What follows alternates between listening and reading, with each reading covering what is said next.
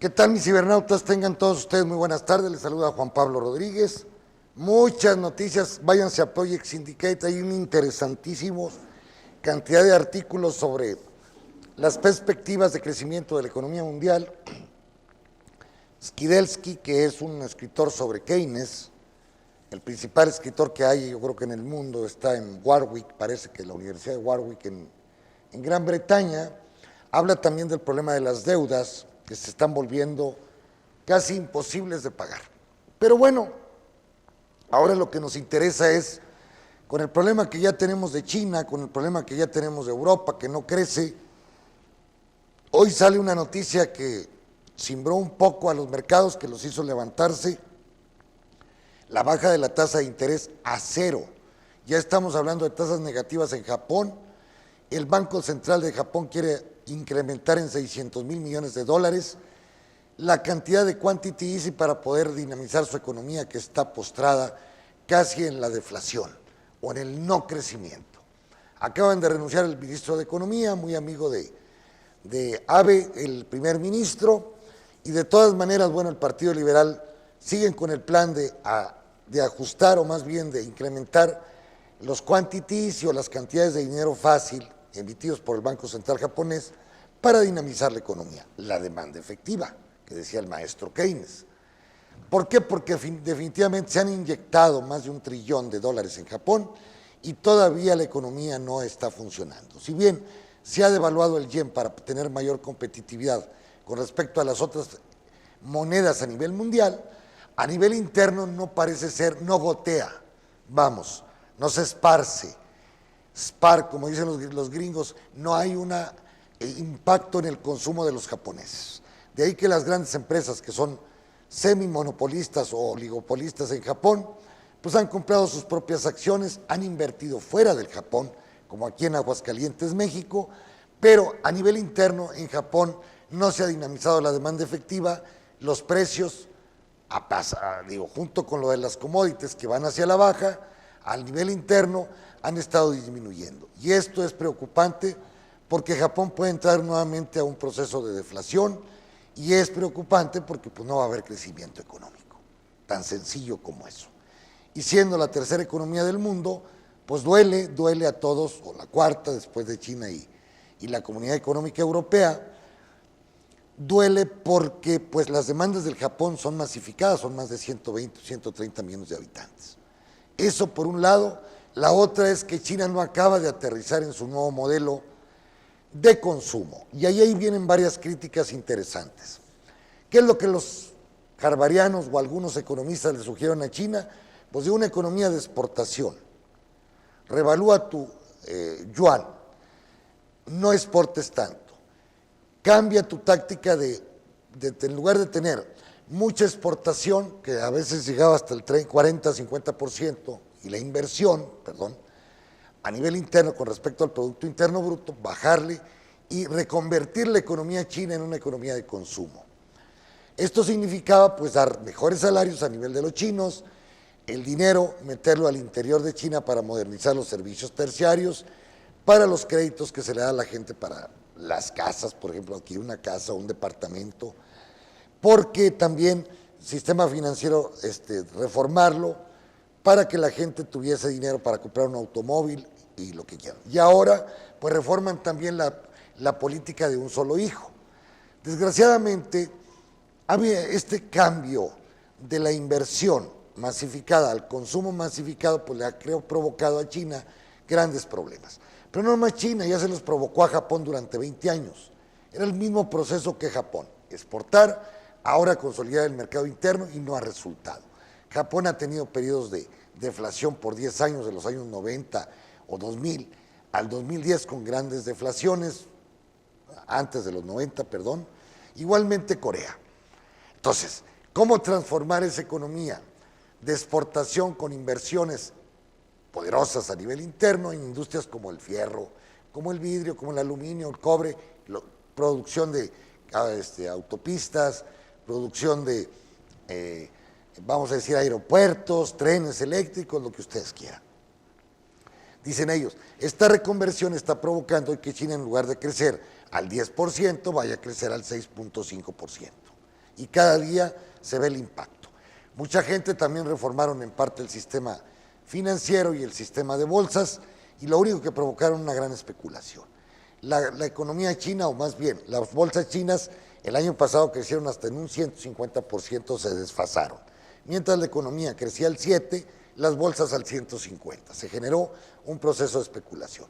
La liberación del dinero del yuan ha provocado que más de $1 trillón, $1 trillón, increíble, hayan salido de China en el último año.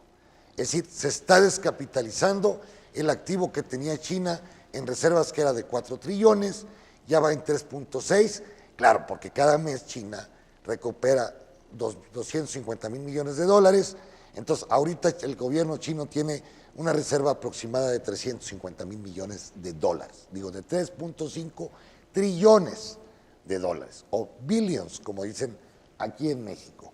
Es decir, para que me entiendan, la reserva china es 20 o 30 veces más que la que tiene México en este momento, tiene 170,000, con la cosa del peso dólar y las inyecciones que está dando Banco de México, ya se han perdido cerca de 30,000 millones de dólares. Si tiene México 170, mientras China tiene 3.5 trillones. Son 20 veces más la reserva china que la que tiene México.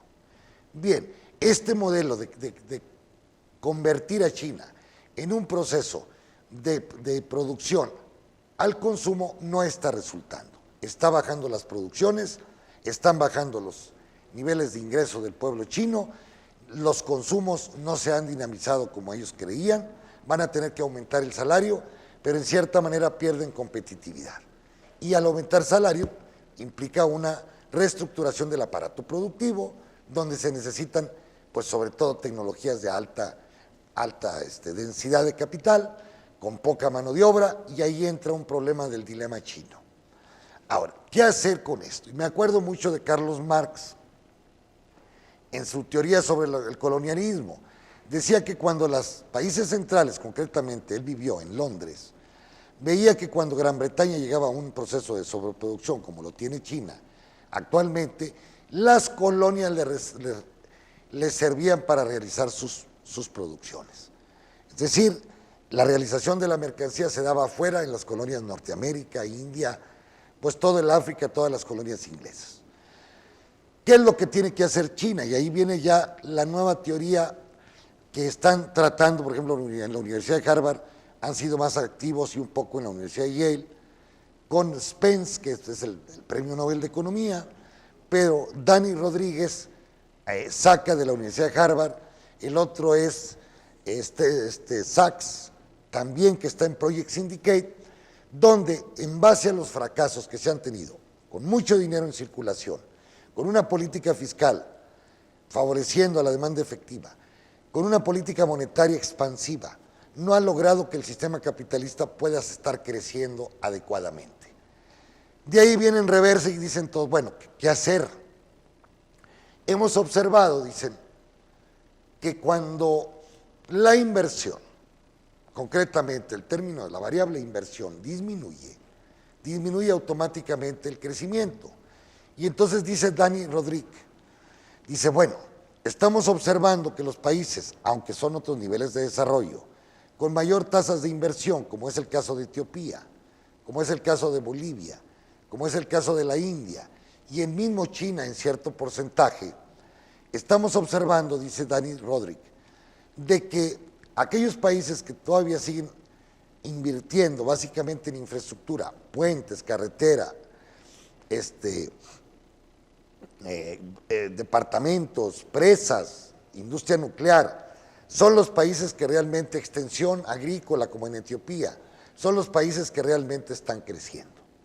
Lo mismo está de acuerdo Jeffrey Sachs, de la propia Universidad de Harvard, donde dice que hay que pensar de que no todo es consumo o el sector terciario, sino que el Estado, dice Dani Rodríguez, tiene que intervenir, y Michael Spence también, 3, fíjense, 1 de Yale y 2 de Harvard. Bueno, que el Estado tiene que intervenir para promover grandes inversiones en todos los países del mundo. Es decir, que si las tasas de inversión, por ejemplo, México, el 5%, por dar una, no traigo la cifra ahorita actualizada. El Estado tiene un 5% de inversión, un 4, un 3, dobletearla. Y que la iniciativa privada también incitar a la iniciativa privada, vía fiscal, diciendo, no te cobro, pero trata de invertir localmente con el propósito de que se dinamicen las obras de infraestructura y se mejoren, por ejemplo, carreteras, que están hechas pedazos muchas de ellas, el fenómeno, por ejemplo, de los puentes que cruzan aquí las autorutas que van desde Houston a Nueva Orleans, por ejemplo, o viejas carreteras, nuevas presas que son necesarias para conservar un poco el agua ahora con el problema del calentamiento global, eólicos, energía alternativa como eólicos, como energía solar. En fin, toda una serie de procedimientos que nos van a servir para impulsar el crecimiento económico, porque, dicen ellos, del lado del consumo no está resultando. ¿Y por qué no está resultando, jóvenes? Porque en Estados Unidos los salarios están creciendo al 0.2%, en Europa menos, en China al 2%, mientras las productividades crecen al 7%. En India poco, si no le han puesto interés al problema salarial. La participación del salario en todo el ingreso mundial ha venido disminuyendo. Ahí hay un problema de impasse, como dicen los franceses, de callejón sin salida, porque no hay quien consuma los bienes y servicios que se producen con la alta tecnología, por ese lado. Es decir, aquí hay que tomar dos frentes, que es mi opinión ya personal. Ok, estamos de acuerdo con lo que dice Dani Rodríguez, de que vamos a invertir en infraestructura, vamos a invertir en el proceso de la demanda efectiva. Dos procesos. El primero es aumentando salarios en toda China. El segundo es, claro, van a tener que devaluar algo su yuan para seguir en su competitividad, pero la otra es generar un colonialismo, como decía el maestro Marx, al interior de China. ¿Cómo? Empezar a provocar inversiones masificadas, China lo puede hacer a nivel interno, y sobre todo en los países que son parte de la cuenca, o que le llamo yo del camino de la seda. Skill Road, que le llaman ellos, es decir, la ruta, el way of the road, o no me acuerdo cómo lleva el nombre de este camino que va a dar hasta Polonia o Alemania. Es decir, Bielorrusia, Kazajistán, Uzbekistán. Es decir, se necesita que China colonice internamente con sus aparatos productivos y con su dinero, invertir 10 o 50 mil millones de dólares, no es nada para lo que tienen, para poder con ello realizar su mercancía que se produce internamente. Es decir, China y Rusia pueden hacer un conjunto, una actividad regional para ir consolidando su realización de mercancía por la gran cantidad de mercancías que produce China. Eso por un lado. La otra es que China, para realizar su mercancía, puede escoger nuevas colonias en lo que es el África, la frontera del África. África todavía no se desarrolla, necesita muchas inversiones en carreteras, autopistas, presas, eólicos, agricultura, pozos profundos para hacer una agricultura moderna, y ahí es donde China también puede realizar su mercancía. Es decir, ya no lo puede hacer tanto en América Latina por la crisis que vive el Brasil, Venezuela, Argentina y todos los países del Cono Sur. En Asia, bueno, lo está haciendo con sus vecinos desde Filipinas, desde Vietnam y otros países, Burma, que pueden seguir invirtiendo ahí los chinos. Entonces, la propuesta es, China no puede embarcarse en un modelo de consumo, como lo está haciendo enteramente, ni todo el amor, ni todo el dinero. Es decir, ir cambiando los procesos chinos de la producción masificada al consumo, de acuerdo, en cierta manera, en cierto porcentaje, pero China no puede dejar también el proceso de inversión al interior de China, en las provincias internas, que son las más pobres, y al mismo tiempo un proceso de inversión en toda la cuenca esta de la ruta de la seda. Yo creo que ahí ya China, por ejemplo, entró en comunicación con Irán, que le abastece gran cantidad de petróleo, pero también China puede ser un factor de desarrollo para el propio Irán y para todos los países del Golfo Pérsico. Yo creo que aquí empieza a darse esto. Ahora, coincidimos en el fenómeno mexicano. Si bien se dan las reformas, el problema para México es que la cantidad de dinero ubicado en la inversión es mínimo.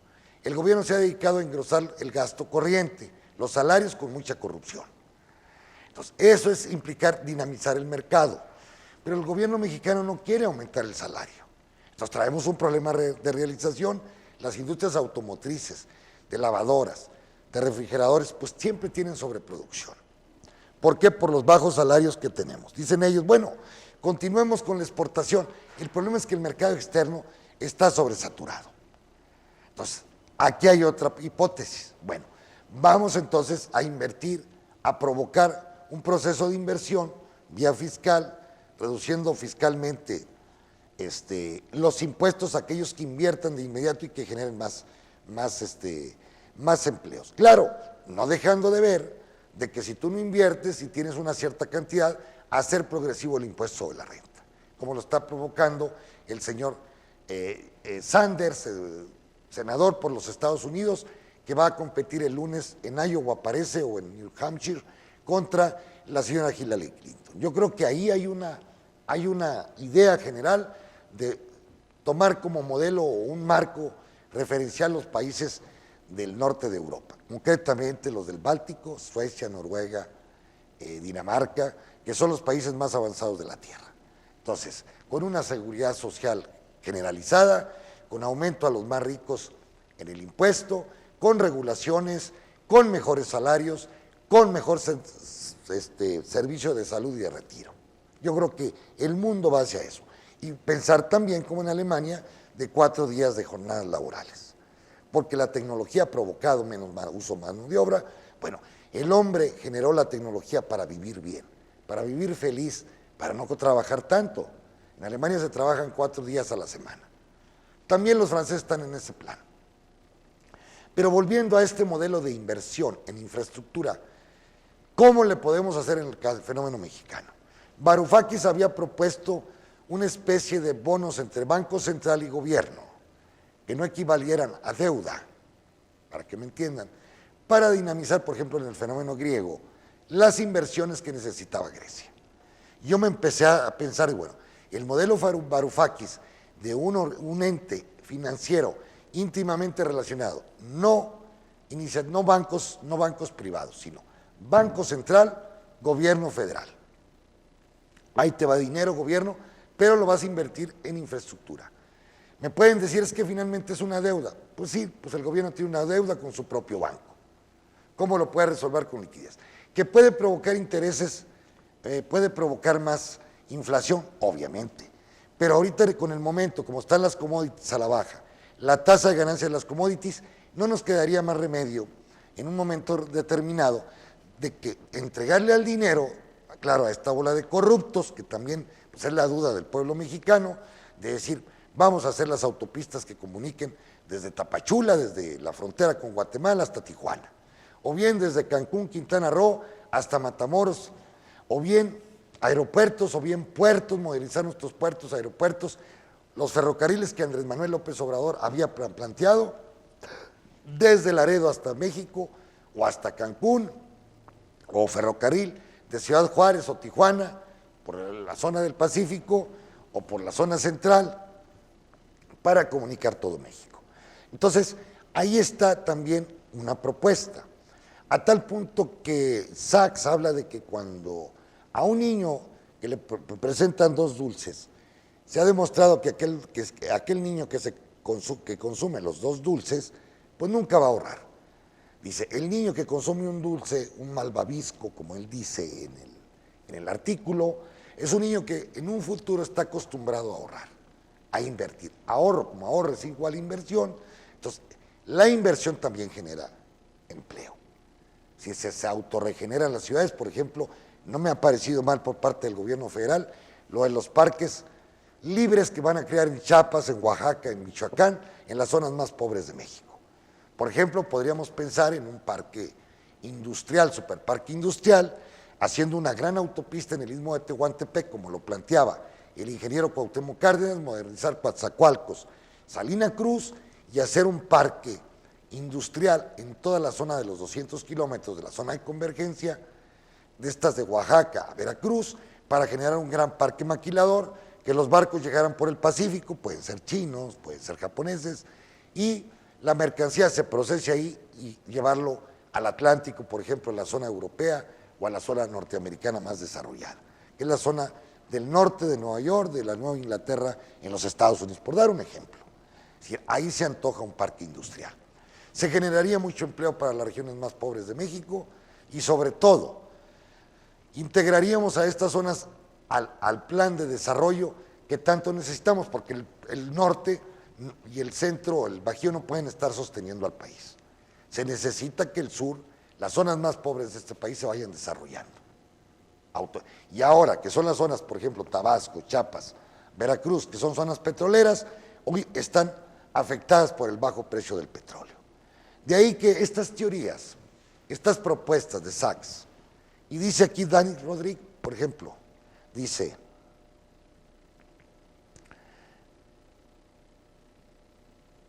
déjenme ir a Dani Rodríguez.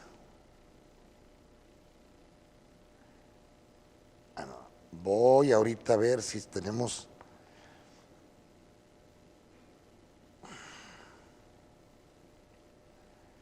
Vamos a ir a columnistas. Aquí está Dani Rodríguez. Yo decía Dani Rodríguez, no, el Rodríguez parece que él es turco, no sé de qué parte es. Pero es en la escuela de World Economic, en la universidad, en el Instituto John F. Kennedy de la Universidad de Harvard. Y él dice concretamente que los países con mayor inversión, como son Etiopía, dice el retorno de la inversión pública, así se traduce. Dice, la idea de que la inversión pública en infraestructura es un motor indispensable del crecimiento económico siempre ejerció una poderosa influencia en los funcionarios de países pobres. También estuvo detrás de los primeros programas de ayudas después de la Segunda Guerra Mundial. Dice, pero hace mucho que este tipo de modelo de crecimiento impulsado por la inversión perdió el favor de los expertos en desarrollo. Desde los años 70 los economistas han recomendado a los funcionarios restar énfasis en el sector público, que no intervenga el gobierno. Eso es una estupidez. Dice, el capital físico y la infraestructura y priorizar en cambio los mercados privados, el capital humano y las reformas administrativas, que es lo que hizo Peña Nieto aquí. Pero no ha resultado desde el punto de vista de crecimiento económico. Tal vez sea la hora de reconsiderar ese cambio, dice Dani. Si uno observa en los países que a pesar del empeoramiento de la situación económica global, todavía crecen rápidamente. En África, por ejemplo, en la última década, el éxito más sorprendente es Etiopía. Su economía viene creciendo a un ritmo anual promedio de mayor al 10% desde el 2004, lo que se trasladó a una importante reducción de la pobreza y una mejora de los indicadores sanitarios. A diferencia de muchos de sus vecinos en el continente, el país no tiene abundancia de recursos y no se benefició de las commodities. Dice, tampoco tuvieron que ver mucho las reformas estructurales, como se dieron en México, para el crecimiento de Etiopía. En cambio, el veloz crecimiento fue el resultado de un inmenso aumento de la inversión pública del 5% del PIB a principios de los 90 a un 19%. 4 veces más que México, increíble. Y aparte, dice, el gobierno etiopío se embarcó en una campaña de gastos para construir rutas, vías férreas, centrales de energía, un sistema de extensión agrícola que mejoró considerablemente la productividad, donde viven la mayoría de los pobres. El gasto se financió en parte con ayuda extranjera y en parte con políticas heterodoxas como la represión financiera, es decir, a huevo, que canalizaron ahorros privados hacia el Estado. Dice, también en India, en la actualidad la inversión pública en infraestructura ayuda a mantener el impulso del crecimiento de India del 7.5. Él dijo, dice el jefe de economistas, Subramanian, creo que los dos sectores que frenan la economía son las inversiones privadas y las exportaciones. Por eso la inversión pública cubrirá el faltante. En América Latina, Bolivia es uno de los pocos países exportadores de minerales que se liberó de correr la misma suerte de los otros ante la caída de los commodities.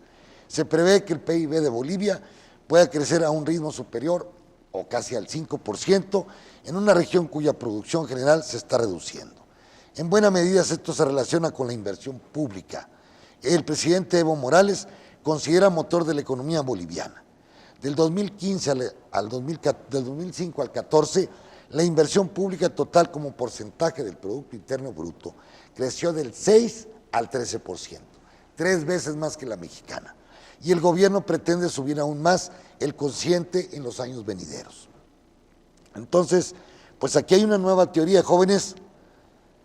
Dice, como no sabemos cómo terminarán los experimentos de Bolivia, India y Etiopía, corresponde tomar recaudos al extrapolar la experiencia de esos países a otros casos.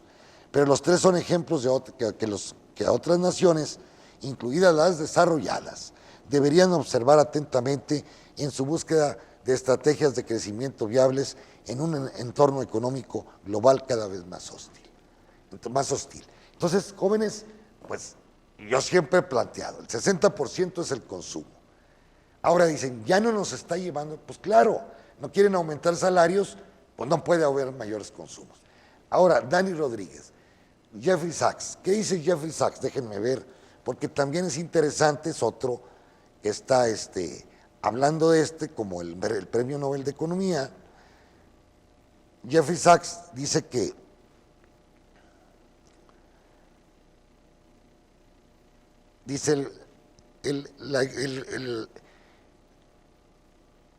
el examen,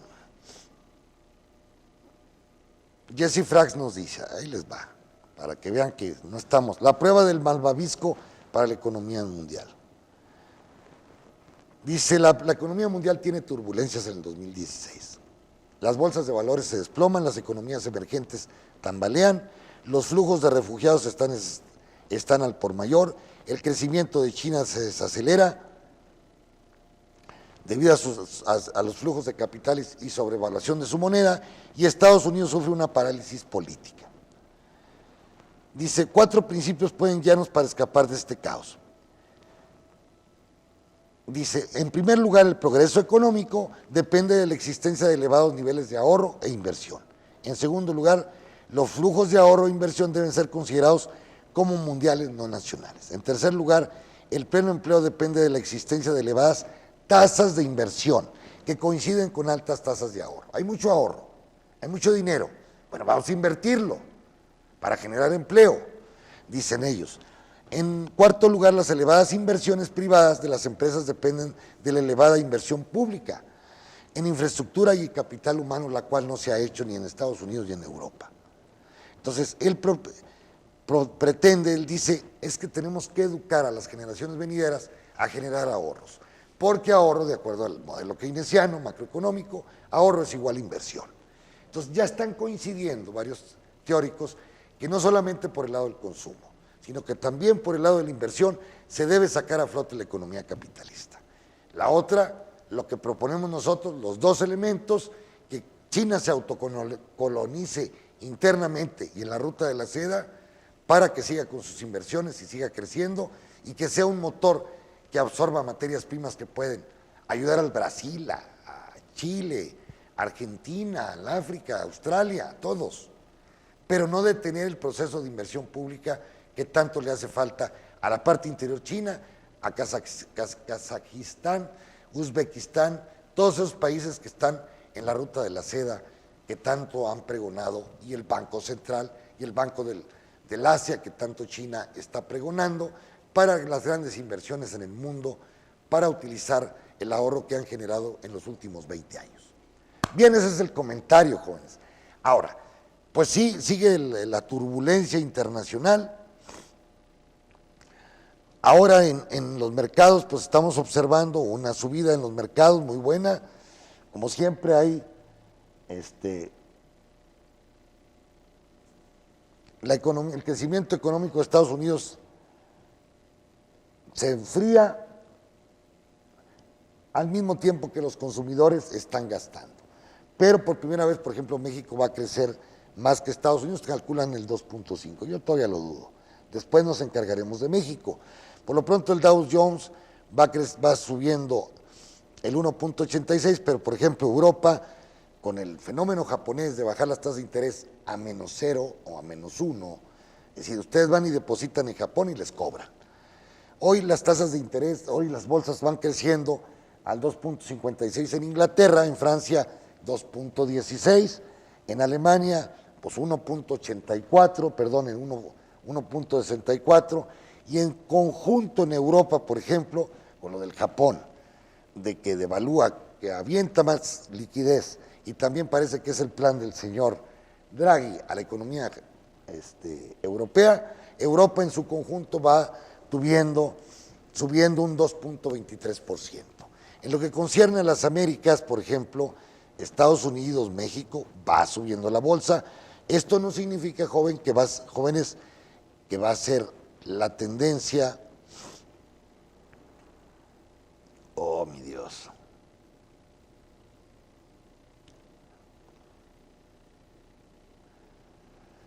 Que va a ser la tendencia normal.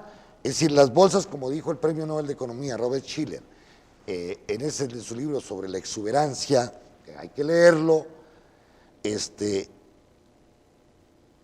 exuberancia irracional se llama ese libro, de Robert Shiller, parece que está en la Universidad de Yale, yo lo estoy leyendo, y ahí observo pues, que las bolsas después de 1990, con las bajas de tasa de interés, con las desregulaciones, se han incrementado tremendamente.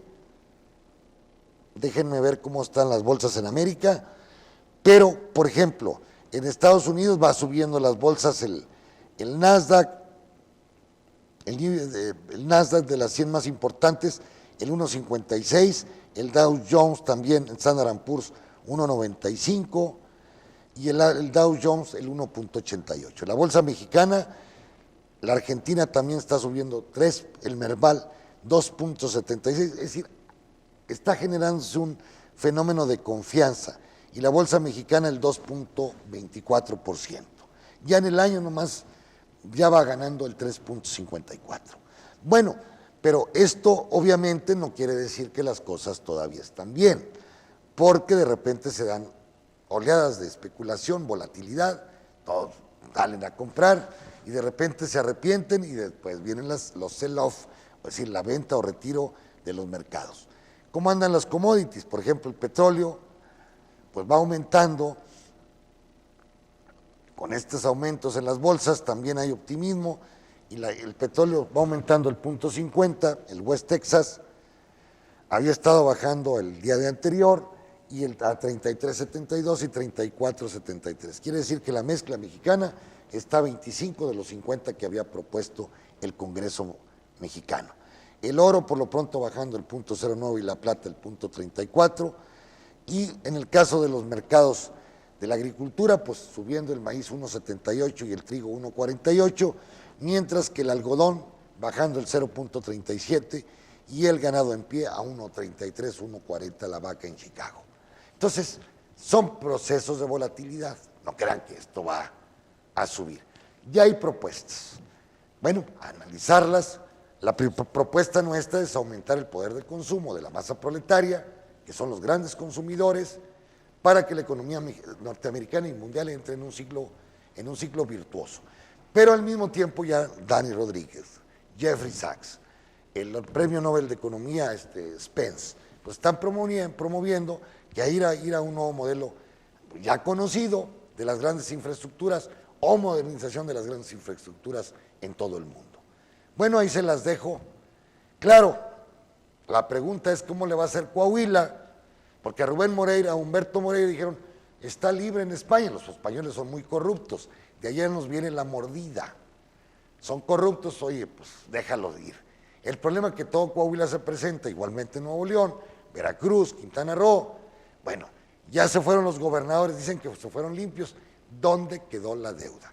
Hay 35,000 millones que no tiene respuesta, que nos den las cifras, que nos den los cheques, que nos digan en qué se gastó. Se los gastaron en un año o medio año, 200 millones de dólares diarios, si son 175 días.